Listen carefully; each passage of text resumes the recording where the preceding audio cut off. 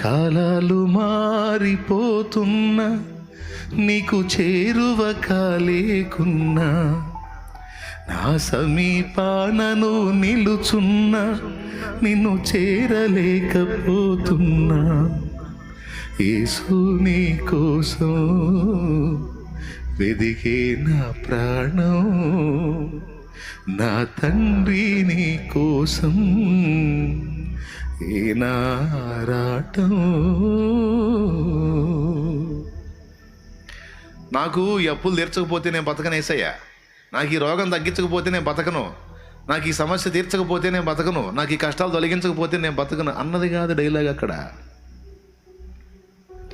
నీవే చేరకుంటే, నన్ను చేరదీయకుంటే, నీవే పలుకకుంటే, నన్ను పలుకరించకుంటే, కడువేదనతో ఉంటాను, కథలా ముగిసిపోతాను.